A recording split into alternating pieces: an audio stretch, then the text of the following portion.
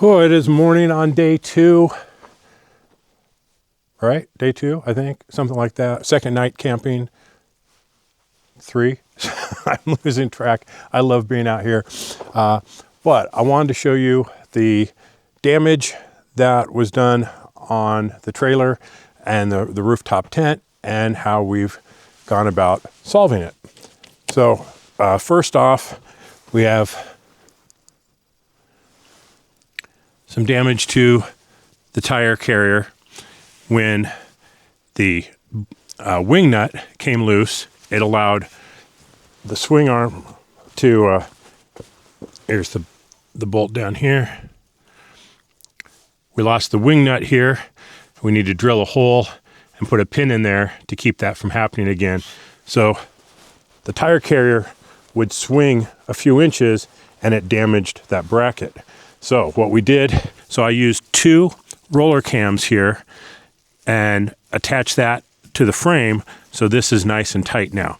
So solved that problem pretty easily. Now the rooftop tent, here you can see these latches that come up to here. These latches, there's a latch that comes up and connects onto here.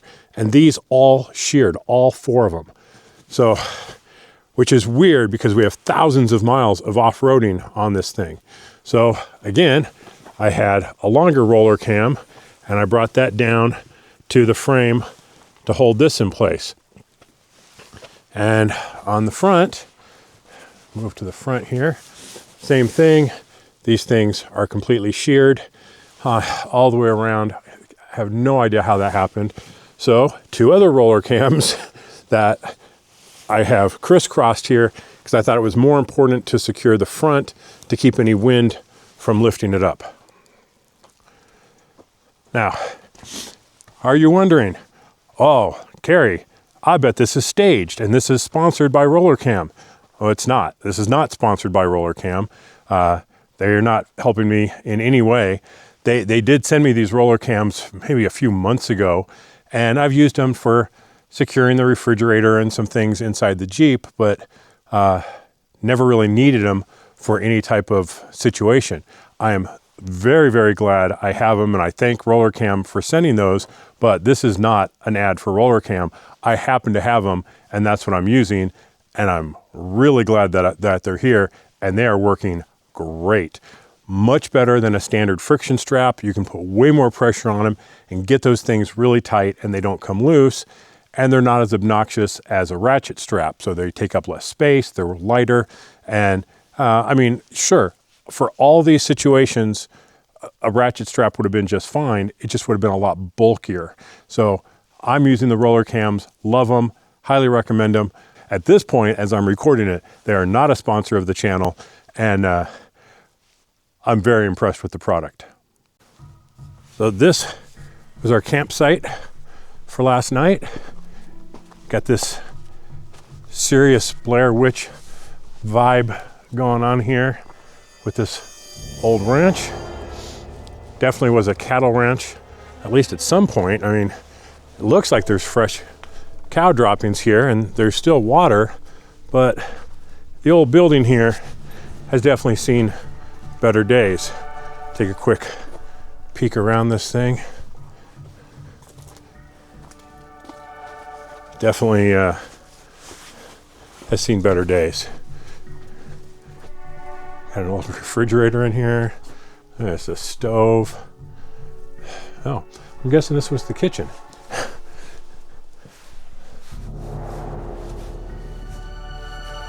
Pretty cool views from here though, I gotta say.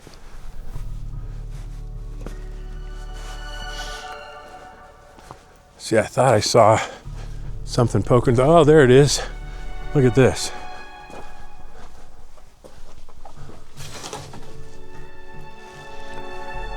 Bathroom, tub, shower.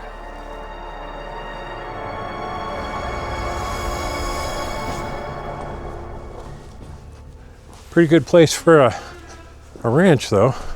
I mean, assuming you can actually feed your cattle or any of that. There's a bedroom.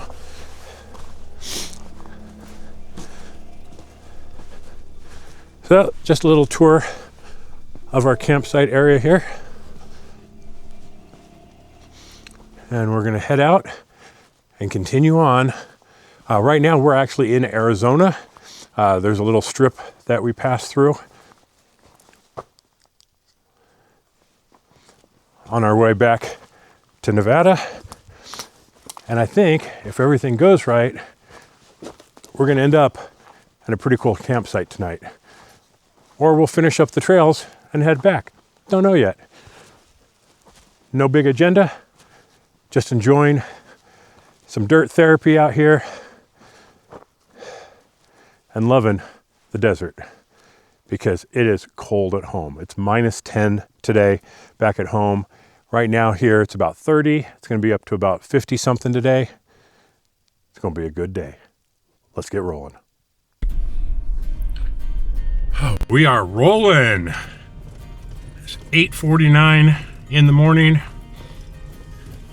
It is looking like another beautiful day here. Like I said, we're in a little strip of Arizona and we are getting back on Mud Mountain Road. So we're gonna head up for a while and see what's in front of us. Should be a pretty easy day today, except for the very last section. Could be a little rough getting through, but the way it goes. But we're having a great time. Again, slept great last night on that 4x4 Colorado mattress. Big game changer from the one that came with the Tough Stuff Alpine 61 tent. Lucas slept good. LF Pro's N2 Pro diesel heater, keeping us nice and toasty. This road, this section of Mud Mountain Road through Arizona is very smooth. I mean, this is, other than some of the pavement sections that were still left on Gold Butte, this is definitely the smoothest ride we've had so far. Another interesting thing about the Arizona side here are their mile markers. I find that kind of interesting. We should be coming up on, I think, mile 5 here pretty soon. Just seems a little odd for what is basically probably a Forest Service road.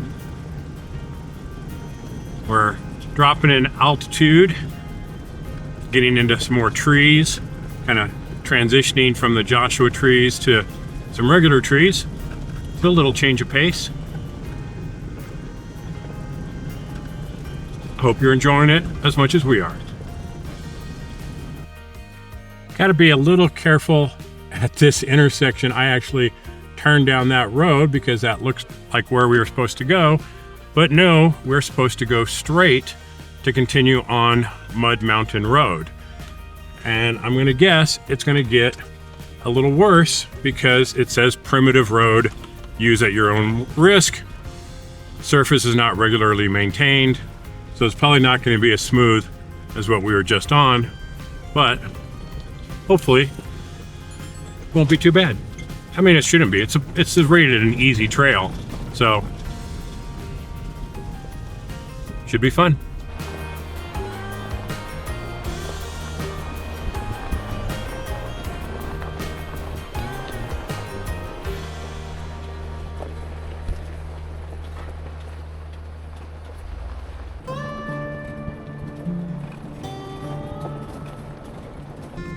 For a while, we've been driving through this sand. Sometimes a little deeper, sometimes not so much, but I love sand. Why do I love sand? Because sand fills in all the little gaps in the rocks, making for a very smooth ride. It's kind of like in the snow in Colorado. The trails feel completely different because it's a smoother surface because all the gaps are filled in. So this has been a very nice break from some of the extremely rough roads we've had the last 2 days. So I am loving driving in the sand. You get a little squirrely once in a while, not too bad. I mean, it's not that deep. I think the deepest sand here may be an inch or two deep. So It's nothing crazy at all, but it's enough to make for a very nice ride.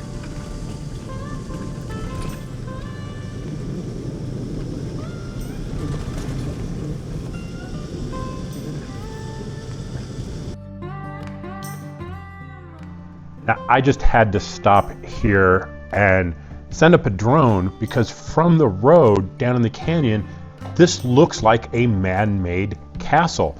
And I'm thinking, what the hell is a castle doing out here? But as I got the drone up there, I could see it is just a natural rock formation, but damn, it looks like a castle. And even higher up on the hill, it looks like a big wall. So, had to check it out. It was worth it. It looks cool, but it's not man-made.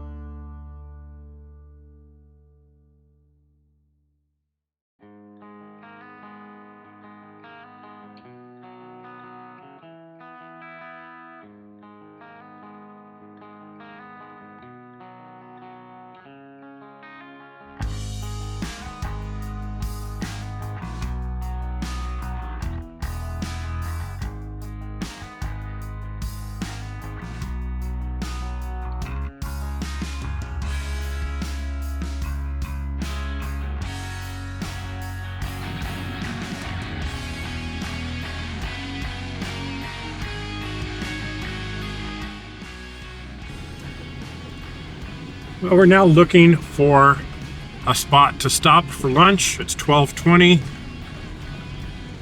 It's been a great drive so far. Now we're down in the pines. It says there should be a large campsite somewhere around here. I don't see it. I don't want to go down some of these roads. There are a lot of dead trees down there. I didn't see any place to turn around. So we'll look for the next spot. See what we find. But I'm getting hungry. I think Lucas is getting hungry. And I think he's got to go potty pretty soon too. Yeah, been a couple of those doggy farts going on. So time to get him out, take him for a walk.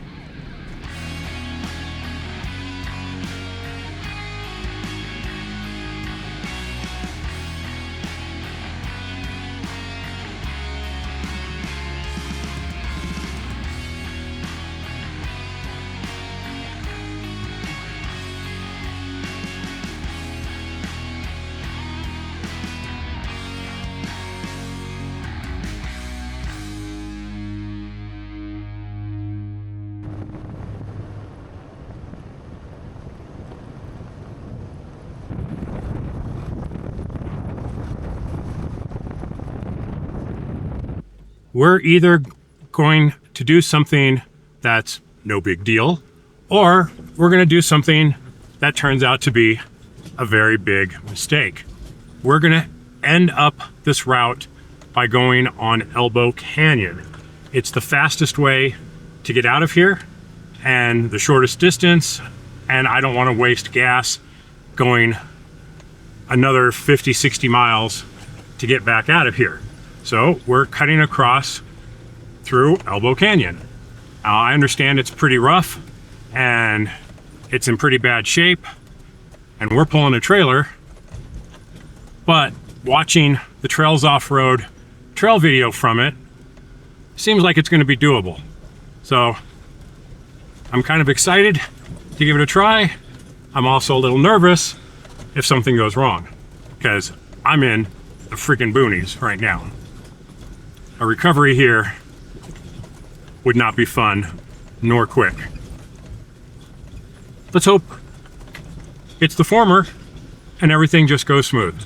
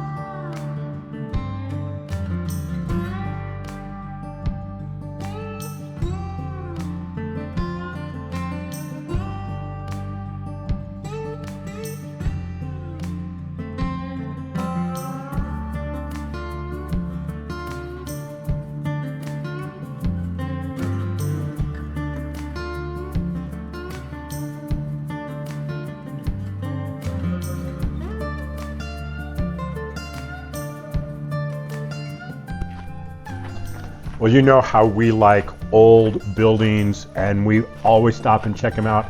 This one is no exception. It's in pretty good shape, and there's even a guest book for you to sign right there by the front door. We're gonna go in and out, and this is located right at the trailhead for Elbow Canyon. So this is gonna be the last break we have before getting on the hardest part of the trails for the entire trip.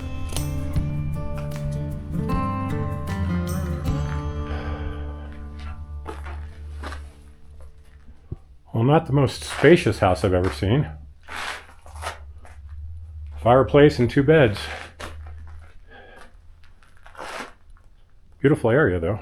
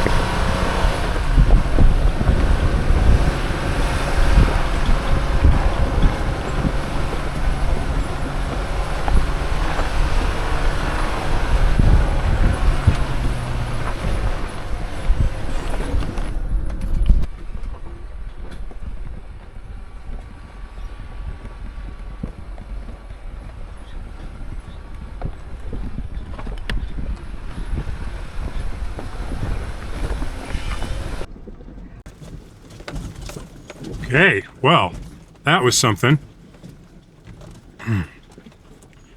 Very first switchback, I wasn't recording, I wasn't quite prepared for it, and it took everything for me to get around that safely. Had it not been, I'm pretty convinced about this, if it wasn't for the Red Arc Trail Pro brake controller on here, giving some braking to the trailer, it would have jackknifed us on that turn. It was very steep coming around a turn, and it kept pushing the side of the Jeep around, but some light pressure on the brake kept the trailer from pushing too hard, But every time I let off to come down a little bit, it would try and push us. So I'm very, very confident that without that brake controller, this may not have ended up very well. The rest of it is just very narrow in some spots. There's some steep rocks. There's some real sidewall cutter rocks on this trail. You really have to be watching for those. They just stick out of the side of something very sharp, and they will just slice a sidewall like nobody's business. The rest of it is just picking good lines. If you pick good lines, regardless of what you're in, you should do good. Bringing a trailer down here, I'm gonna go with not recommended. Yeah, no, I wouldn't suggest this to anybody. You would have to have a very, very capable trailer like we do. I think this is one of the best on the market for off-roading. It's shorter, it's nimble, it's lighter. You know, it's got independent suspension, lots of ground clearance, all the things you'd want in an off-road trailer. And you would need a lot of driving experience pulling it through hard obstacles. And we have. This is definitely not the hardest stuff that we've been through, although it's pretty high up there, I gotta say.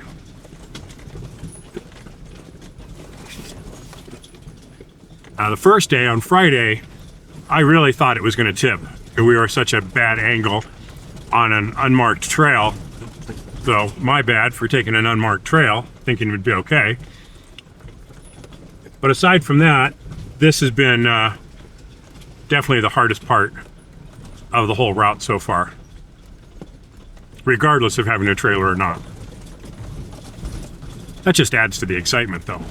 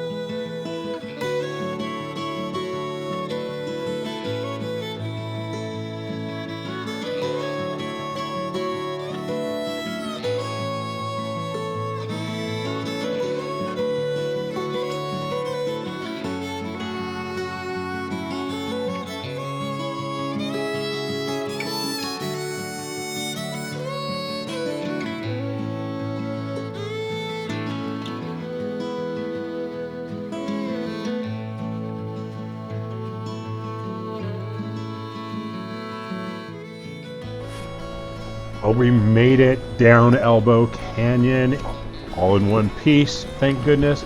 And we are at the old ranch. So we're gonna get settled. I'm gonna find the best campsite ever and then have some food.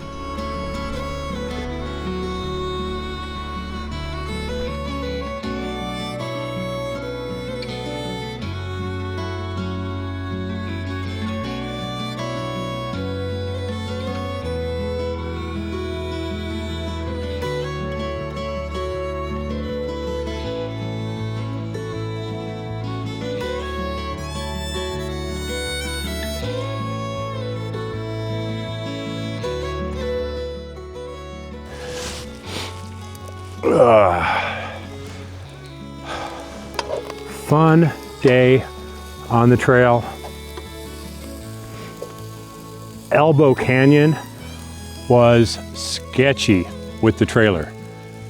There was the first switchback and it was just, even with the trailer brakes locked, it was sliding down trying to jackknife the Jeep. Not a lot of fun, but definitely challenging. Got to keep your wits about you.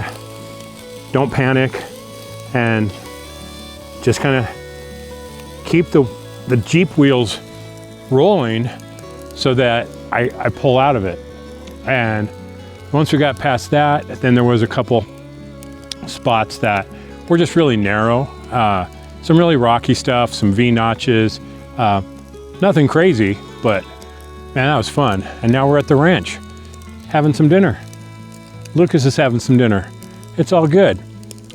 We're making it happen. It's gonna get cold pretty quick. Got everything set up, the heater's all set up, and this will be the last night on the trail. We'll finish this up in the morning and start heading back. So hopefully, well, a guy I talked to said, I've been through the worst of it, but there's still a few tight places or some rough spots up ahead. We'll see what we have in store. And then we got to make it home. I'm afraid of any snow on Vail Pass. I do not want to pull the trailer up Vail Pass in the snow. It is really nasty. If there's a chance of snow, then I'm going to take the long way around and go the south route and go through Albuquerque. Cost me a bunch of hours, but you know, better safe than sorry on the highway, unlike a trail, right? So there's that. So we'll see how that goes. Until then, it's just time to relax, take it easy, recharge the batteries, try and keep Lucas from eating all the bushes. It is Monday morning and we are leaving the old ranch area where we camped for the night and heading back down Elbow Canyon. That's where we're at, Elbow Canyon. Yeah, almost forgot. I don't think we have much left to do. This was waypoint 6, which is 8.25 miles in, so we have 8.25 miles to get out, and then we'll be on the road, heading home somewhere. So let's see what the rest of Elbow Canyon has for us, because yesterday got a little sketchy in a few spots. So let's hope we have a nice, easy drive out.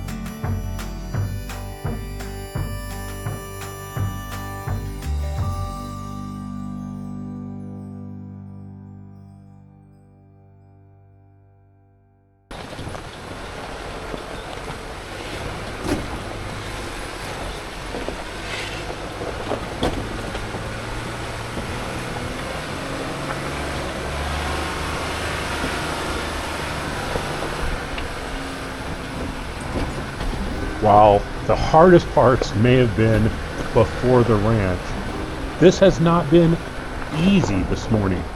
It's been some serious off-camber, some big boulders, some water crossings. Just about everything has been thrown at us this morning. But we're not out of it yet. We got a ways to go to get off the trail.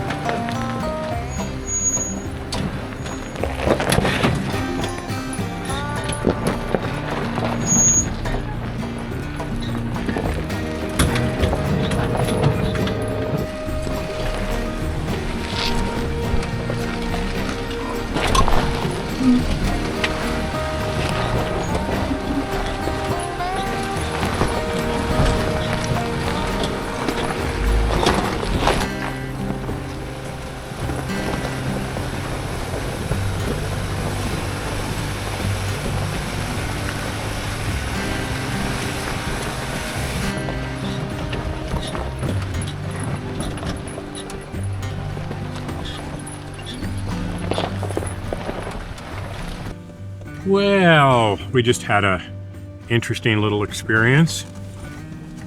The entire Jeep computer system glitched. No error or anything, but the engine turned off, everything. I mean, the whole Jeep shut down. I restarted, which it restarted, no problem, and yet things weren't quite right. The Uconnect screen was in some weird default configuration. The colors weren't right. It didn't look like any known theme that I had. The climate controls didn't work right. I could only switch between high and low. I couldn't dial in a temperature. Just a number of weird things like that. So I turned it off. I put it into run, and using the Taser Mini, I did a complete reset of everything, and when it finished, which takes about 2 minutes, everything came back, and the only change is the theme on the Uconnect went from blue to red. So that's kind of the default theme that it has, the Rubicon red. So no big loss there. Everything seems to be working, except the outdoor temperature gauge says it's 102 degrees outside when it's about 24. So that should reset itself fairly soon. I'm not too concerned about that at the moment, but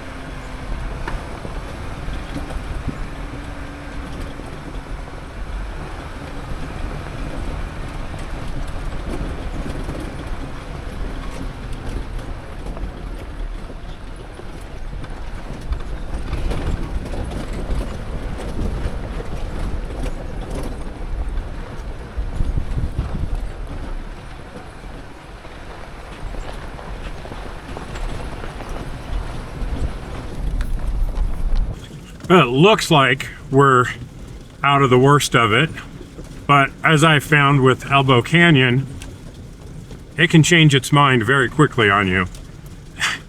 Just because something looks like it's going to be easy for a stretch, then all of a sudden there's some crazy rock garden or some nasty switchbacks or something. So I'm not going to say I'm out of the woods yet, so to speak, but we're heading down fairly quickly, and at the moment it's relatively smooth compared to all the rocks we've been doing this morning.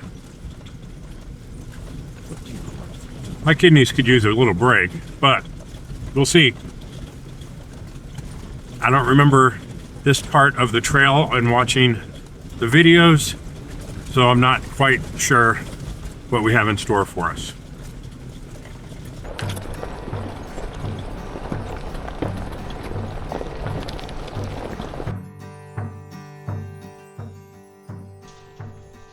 We have got out of the canyon and into the wide open Nevada desert. We are on Desert Springs, heading into town. Got a few little minor obstacles here, nothing crazy like these washes that we have to go through, but hopefully it'll be smooth sailing all the way out.